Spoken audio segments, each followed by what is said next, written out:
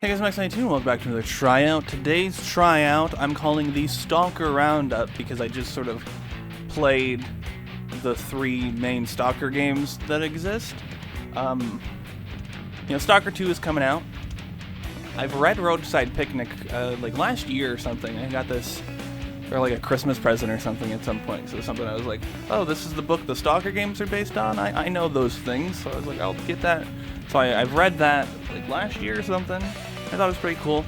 I'm pretty sure I knew this, but I've relearned recently that there was a movie based on this book that apparently is really good that I probably should seek out and watch, but I haven't gotten around to that. So like, I'm a little familiar with this franchise, but I've never played the games. And like over the Halloween season, I picked up a bundle through Fanatical that was just the Stalker bundle that was just Shadows of Chernobyl, Clear Sky, and Call of Pripyat. And so I was like, yeah, I can do a video on those three together, and I think that would be a good idea to do during my little Spooktober thing. As you can tell, I don't really have... I would dress up. I've been dressing up because it's fun. I don't have, like, a gas mask or, like, military jackets or whatever to do a costume, so I'm not dressed up today, but... just if I could be, I would. Just I want to put that out there. So when I recorded for this video, I played them in release order. So we will start here with Shadow of Chernobyl.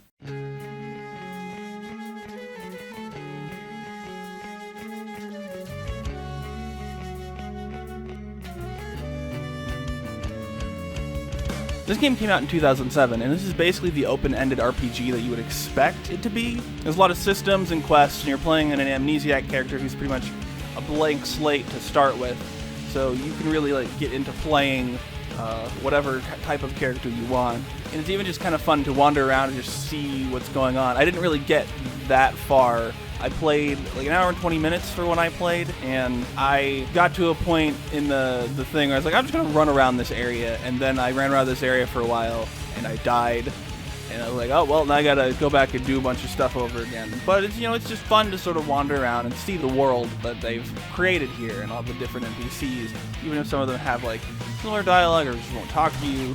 This is definitely a game from 2007, though. Like, you can definitely tell visually, not everything ages the way that Source games tend to age, which are great because of the style and whatever that Valve was doing back then.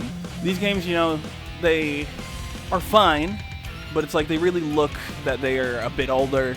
You can tell. But I don't think in this case it's too detrimental. The main thing that is detrimental to the experience, I think, is that a lot of more modern versions of this type of RPG will have very frequent autosaves. There might be even more than one in some games where, if something happens, it's very likely that even if you forgot to save, there's something you can go back to that is not like 30 minutes ago. It's not the case in these games. These games are that old to where the autosaves are seemingly very infrequent, and so you have to keep in mind to, save frequently. Save very often so that you're not losing major progress when you die. That's my main negative, I think, on this one's experience, is it's just like, you just will lose a lot of progress if you forget to save. And that's just a thing that we've forgotten about, because games have come to have very consistent autosaves overall. And so you don't have to think about it. The game will save for you just in case, in most cases. But from what I played of Shadow of Chernobyl, I do want to see where it's going. I want to look into it more. Like I said, I didn't get too far. I played an hour and 20 minutes or so, and I didn't progress too far in any of the stories. I was just sort of feeling it out, seeing like, okay, what's this? What's this? What's this? How does this? What do I remember from my experience reading Roadside Picnic? I like that you have the weird, the anomalies that you can throw the little nuts at, and they'll do their little thing. That's fun. I like that part a lot. But yeah, pass this try. I don't remember if I said that already. That's what I think about Shadow of Chernobyl. So let's get on to the next game here.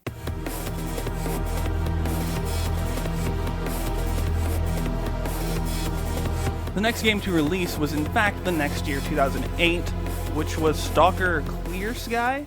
This one I played for a little less time, like an hour and 10 minutes, and it's fairly similar to the first game, being the same engine, you know, a lot of the same concepts, but in this game it seems like there's a more heavy focus on the factions and interacting with the factions and capturing bases and stuff like that. I think that the more advanced lighting system available in Clear Sky makes that game look better than the first game, like by a good margin. Just an improved lighting system can really like boost how a game looks. One of the potential downsides here is that I feel like in creating a more structured concept that they're telling the story from, you have a character that has a more clear identity than you did in, at least at the beginning of Shadow of Chernobyl. And so like it takes away a little bit of the open-endedness, but there's still like seemingly a lot of choice. In what I played, there's like, you're helping the Clear Sky faction take down, I think, the Renegades or something like that, and there are different little bases you can go to take out the Renegades in those little bases and help the Clear Sky faction, you know, take over this area. And you can just sort of like, I'll take this base and then we'll just rush to the main base and try and take down that. You know, there's still like the open-endedness to it. It's just, I think, a little more direct because it's telling a more specific story. The game is still definitely a little dated. It definitely can tell, like, oh yeah, this is from like 2008. Okay, that makes sense. But I do think I actually like Clear Sky from what I played of it more than I liked Shadow of Chernobyl, personally. There's a little bit. I think something about like how it introduces you to its story is a bit more compelling for me than how it was in Shadow of Chernobyl. And again, I also think Clear Sky looks a little better. They play pretty much the same, but Clear Sky gets you a bit more action a bit sooner, but not like overwhelming. Again, I think it's better than Shadow of Chernobyl, personally. And since I passed Shadow of Chernobyl, that obviously means I also pass Clear Sky. I think this game is pretty cool. I don't have much else to say about it, so we'll get on to the last Stalker game.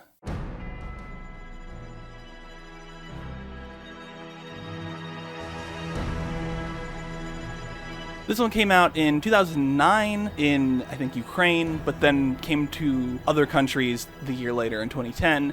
And so this one was Stalker Call of Pripyat. This one is, again, it's the same framework as the other ones, but I think it finds itself being even more streamlined. You have like an even more specific character than Clear Sky, whereas in Clear Sky you're sort of like a stalker you have a name, but you don't really have much of a background. You have an even more specific background as being like a soldier being brought in from outside of the zone to investigate some stuff that's going on. So you have an even more specific and even more direct story being told here. But personally, even right from the start, something seemed off to me. There was something off about the vibe of the whole thing. It's largely the same like engine and types of environments and stuff, but I feel like Call of Pripyat looked worse than the other two games. That might just be me, but that's sort of what I felt from looking at it. I'm also using a different lighting engine in each game because there's like options. In Shadow of Chernobyl, I'm using just whatever's default, I believe. In Clear Sky, I was using, I think it was the DirectX 10 lighting system, and then in Call of Pripyat, I was using the DirectX 11 lighting system instead of DirectX 10 because I always use the newest thing. I just think it looked worse, and it might be because I do use a different lighting system, but it's just, I don't know, something was weird. Clear Sky had a bit more of a combat focus, and this one I think has a heavier narrative exploration type focus, and so you're looking for these downed helicopters and to figure out what happened to them. And so I went and I found the first one, did that, and I was like, okay, I found this helicopter. And then while I was finding that helicopter, there was an emission, which made it so I was like, okay, you need to go hide in a cave. And so I went and hid in this cave. I was like, okay, cool. And then I left, went to do something, and I died way over there, and I hadn't saved in a while. And so I was like, oh, where did it auto-save? And it auto-saved me basically just after finding the helicopter. I was like, okay, that's fine. That was the last like major thing I really did. But for some reason, this time when I went and hid in that cave, there were enemies in there. There were 3 enemies in there. And I don't know why these enemies have so much health, but I couldn't kill them, and I kept getting swarmed by them, and if I stayed outside, I would just die anyway. And so I couldn't really figure out, like, what am I supposed to do about this? You know, what is the intended, I couldn't seem to get the enemies to leave. They weren't there when I did it the first time. It was just very confusing, and I eventually just gave up, because, like, whatever, I don't like this as much anyway. I'm sure people love all three of these games. I personally did not like my experience with Call of Pripyat, and maybe I just need to start over, but all these games have the same issue where it does not autosave based on, like, an amount of time played. So it's like, every, like, 5 minutes it'll autosave, like you can set in other games, newer games. And so that's something that I'm used to, and so it's like, oh, I died, but it's probably only been like a few minutes since the game last autosaved, and so I'm probably fine. Not the case here, and so it's like, ugh. And so in this one, it's like, I feel like I'm being punished for something I didn't even really make a mistake. It just, the situation changed when I respawned. And so, Call of Pripyat, I'm going to fail, personally. Maybe I'll check it out again sometime in the future and just start over, but from the, like, 50 minutes or so that I played of it, I was like, I don't want to bash my head against this brick wall for no progress for another, like, 10 minutes just to hit an hour. So, I just didn't have a good experience with as good of an experience with Call of Pripyat.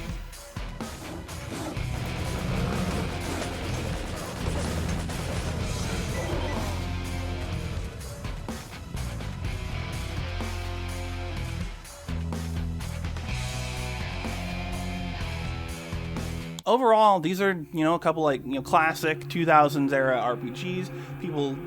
They're like cult classics. People love these games, and I think they have, like, a great world they're drawing from and an interesting atmosphere, and they're definitely something that people should check out if you're interested in this kind of game, because, like I said, they're basically cult classics, or even just classics, and you can get them all in, like, a Steam bundle for like $40 or something. Get all three of them. They're very cheap to get.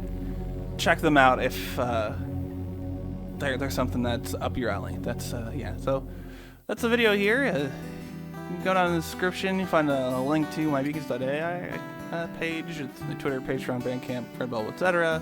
Like the video if you liked it, dislike it if you didn't. Leave a comment, share the video, leave a comment. I said that twice because I want to elaborate. I've got to give one of those questions. Have you played the Stalker games? Which one's your favorite? And why am I wrong about Call of Pripyat? Leave a comment, share the video, do the things. Anyway, thank you so much for watching. I'll see you next time. Bye.